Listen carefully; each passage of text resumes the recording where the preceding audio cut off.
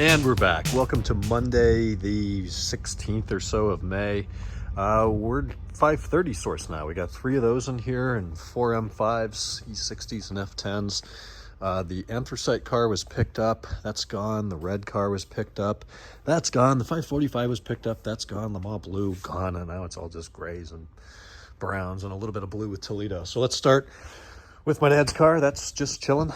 Since I drove that around with Jeff for a couple days a few weeks ago, we got it cleaned up. It's just back here in the corner. So we'll get that out probably later this week.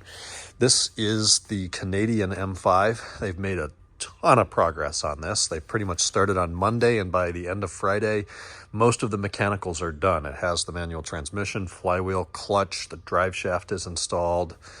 That was a lot of work. We still have wiring to go. We have coding to go. The DME's been programmed and installed. So that's chilling in there. We just got to code everything and hook the wires up at this point. Today, they had removed the center console. I took out the trim, got rid of the little ashtray, put this guy in, the EDC button, moved over the electrical connection for your cigarette lighter or just your 12-volt power source. So that's done. Center console's ready to go in. The throttle pedal's ready to go in. That has been, we took down the kickdown switch, so it's in manual mode.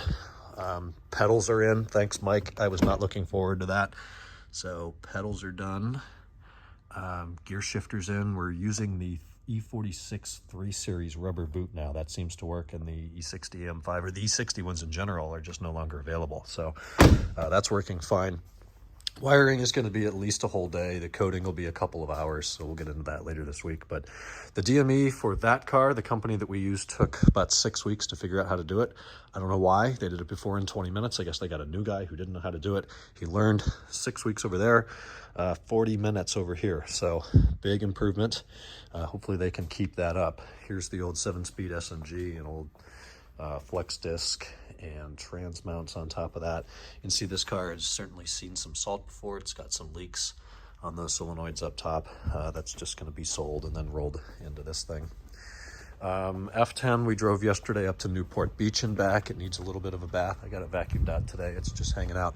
The 530's got a lot of progress when I was gone. So this one has an entirely new suspension in the way of struts, spring pads, top mounts, hardware, all the way around with the sport pack. So those parts, as I mentioned before I left, were affordable. This car drives awesomely now. It's quiet. It's not crashy anymore. The old struts, use my little finger, push the piston all the way down. Stays, doesn't come back, nothing. All 4 were blown, leaking, a real mess. So progress on that front. The cluster's back from my sublet. We sent the cluster and the MID out on this car, and just the MID on the black one. The cluster had already been repaired. And the customer, Mr. Orlando, chose to do some fun stuff with this one. So this one has the gauge rings in satin and the red needles, which I think are a really nice touch. And I wish all the Sport Pack E39's got that. It just livens up the whole thing and looks so much more premium than the standard one. So get a look at that. There's the nice red needles and the gauges. All the pixels are perfect. MID is nice and legible now. Versus, I don't think they did either one of those upgrades on this car. And it looks fine. The white gauges are traditional, but without the gauge rings, it looks a lot less premium. So MID's fixed there. Then we did a bunch of little stuff on this car. I've already done the third brake light housing. It had the URO brand trunk lid popper. Absolute trash, rubbish, garbage, bullshit. You open it, and then you had to wash your hands for 20 minutes to get like sticky ass black butyl tape. Gets everywhere. I don't know why they sell those things. They're so bad. So we put a factory one in. It's got hood and trunk struts. It's got the missing beauty cover for the M54. These are like $300 new. I got this 25 bucks on eBay. Customer doesn't care if it's scratch free. He just wants it to be there. So this engine's really dirty. It's going to go over to a wash bay and get detailed, and then we'll dress it up with the cover. All 4 vapor barriers have been resealed. All 4 door lock actuators have been done on this car. We did the DISA valve. This is coming along, still needs a lot of cosmetic attention. This whole thing's loose. Paint certainly needs some attention. The pressing thing is we need to get both of these 530s up on the lift, do mechanical inspections, and figure out what we're doing in the way of suspension driveline components. My dad and Mike got them in the air, said that one, I don't remember which one it even was now, the control arms were fine, but it needed some driveline attention, so we'll get to that. This one still needs cosmetic, like this mirror cap is dicked.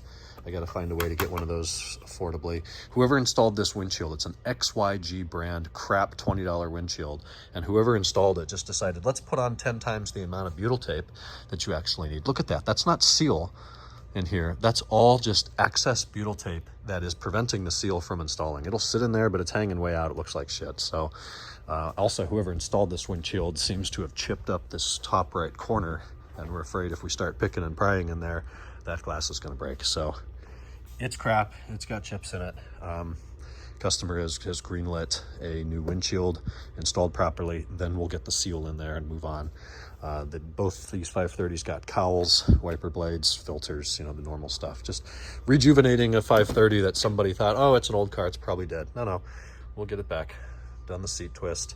It's pretty clean otherwise. This is only a 2-owner car. He's got a tint guy in Florida that he's going to have do all the window tint. This is just really nasty, corrugated, bubbling, loose air. Probably stink when you take it off tint that is going to be fixed. Then we have this one. This one came in today. It's here for an MPI, a lovely 2002 sterling gray 530i Sport Pack. It's lowered on some sort of a suspension. I did the MPI today, everything I can do without a lift. Tomorrow we'll throw it up on the lift and do the mechanical parts of it. Definitely lowered. Style 42's factory sport wheel, but I see yellow struts, probably Bilstein. I see blue springs, probably Dynan. This car has, I don't know if it's a laser veil, it looks really dark. Some sort of film on the front. Hood's definitely been repainted. Aftermarket M5 bumper, DJ Auto headlights, yellow fog lights for some reason, black grills.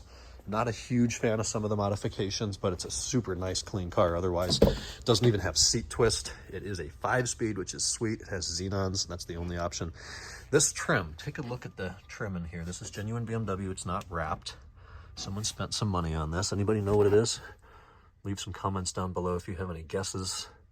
At first glance, I thought, oh, technical graphite. And then I got closer. It's like, no, it's not. I actually pulled this piece off, reference the part number. It's European trim option only, which is called brushed aluminum, if I'm correct.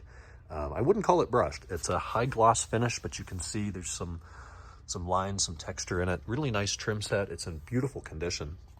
Has a European center armrest, a non-folding one. It was missing the screw down there under the hazard door, so it was a little loose. I put a screw in, tightened it up greatly. It's got those cup holders. It has an aftermarket crap nav head unit thing I don't like. Someone's put in one of the eBay wrapped steering wheels with really aggressive bolsters and cuts and kind of a flat bottom. I like this leather. This is the nice Napa. I'm not a fan of perforation myself. This one has the rings, not the needles, but the rings and the pixels have obviously been repaired, and that would look like the same sublet I used based on how that looks. No seat twist, pretty clean headliner. Interestingly, it has black visors, so somebody put in like 540 MTEC sun visors, which is curious. They've replaced all of the door gaskets, not incredibly well, I might add. This one over here, you can see it's pulling away from the chassis. It should be nice and flush. So I pointed that out. No other options, no folding seats, no park distance control, no DSP audio. It does have rear cup holders. I think someone put those in. I don't think that was factory on an 02. It's got a Dynan strut tower brace. It's got MagnaFlow exhaust. It might have software on it. Guy's kind of an enthusiast, bought the car. He watched Top Gear, the Africa special with that green 528 Touring, and was so impressed with the car, he went out and bought one. And he got a pretty nice one. I have green, yellow, and red for the inspection. A lot of yellows. I call it yellow if there's even just a broken or missing fastener. Like, it's real common now. These things are shrinking, and that's got a broken clip in there. This one, that's a door panel clip, but it seems to be working. So things like that, I put yellow. But red is like, you need to fix this. This is a safety or drivability concern. And so far, none of that. You can tell it's a nice car. It's got a good gas cap tether. Very little rust there. It is a NorCal car, though. Tasteful tint. I think that's a nice, healthy 35 to 50% tint. Headliner's nice, minus your typical peeling ABC pillars. Black rear deck is actually black. It's not blue, so the tint has helped save that a lot. So we're just going to put it through the rest of the MPI tomorrow, get him the results, and hopefully he chooses some things to proceed with. Seems like a new guy in the area. Anyways, that's about it here at the shop. I am impressed with their progress mechanically on this E60. If things go well, we'll have it done within a week. All the coding and wiring. We have some issues on this one. I guess that's the only car I haven't talked about. DME came back. It's done. It's good. They put in the transmission last week right before I left. The drive line's back in. Exhaust is back on. It starts, it runs, it drives. DSC is on, DSC light. ABS and brake probably. It's complaining about some sensors on the transmission, so we're going to have to check our wiring there, make sure the sensors are good, chase all the leads again. I dread that. That's a pain in the ass. And this is the first 08 that we've done, so there may be some differences on the 08 that I'm not familiar with. Maybe we need to split apart another ground block and it's crossing the signals or something, but we'll figure it out. That's all I got. My car's out there idling, so I'm going to jump in, go home. It is 7:30. I'll get home in daylight and eat some dinner. How could I forget? Kenan came up here today at about 12:30 with the M3. It sat for a few weeks and didn't want to start. I'm going to lock up here while I talk. Seems that his issue was misfires on cylinders 1 and 4. It started really rough, eventually did start and ran and then drove okay, but there were some sputters. So today we replaced all 6 fuel injectors with Bosch, and we replaced the MAF. So hopefully that'll take care of things. We'll have to leave it sit a little bit. We tried to prime the injectors and then let it sit a little bit, see if they were leaking, but it happened for him over 3 weeks. And in 30 or 40 minutes, we didn't see any leaks while we waited for new injectors. But they were original, 25,000 mile, 227 on that. It's just behind this. So hopefully that takes care of that. 10:20, 10:30, something like that. I had some leftover pizza that Mike had and barely ate any of it for dinner. So I had that. We watched some Fosters. I did more email. I took a shower. What a fun Monday night. Feels good to get back in it. A lot of catch up today. There were a lot of parts and invoices and receipts, and the MPI came in, and pretty much just busy all day catching up on things. And overall happy, definitely happy with the progress since I've been gone. Tomorrow, we need to finish the MPI, get that car in the lift. We're working on the Toledo 530. We're going to do that front right door lock actuator. We got more parts coming in. The parts website, the local dealer, has changed hands. That was April 1st. They told us that the parts website would be back. I forget the exact dates now. I think it was the 6th, and then the 12th, and then the 15th, and the 18th. And they've been bumping it every 3 days, and it's still going every 3 days. It is so obnoxious that maybe we'll have it done on Wednesday. Now it'll be Monday. Now it'll be Tuesday. Now it'll be Friday. Now it'll be Wednesday.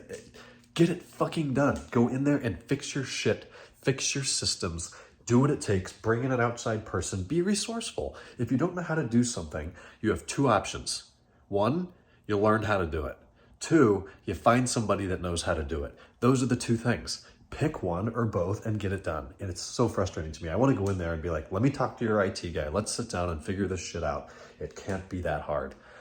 In the meantime, every day they're forfeiting thousands of dollars potentially worth of business. I mean, a couple $1,000s a week from me, and it's been 5 weeks. I don't want to get started on a whole thing here, but I'm very frustrated with it. And I don't really have another local option unless I want to drive 20 minutes to Vista, 25 minutes down to San Diego. No, I need to be in there like twice a day. I need to say, hey, they close in 10 minutes. I need this washer so this customer can get his car back for the weekend of the car show this weekend. I have to go get it. I can't drive 40 minutes round trip to go get parts. I have a good relationship with these guys. I understand that changing systems is a pain in the ass. It takes longer than you think. It is not fun. It is not cheap. It is not easy, but you have to do it. You have to do it. And I don't know, very frustrated with it. I'm going to bed. Tomorrow's Tuesday. We will talk then. Good night.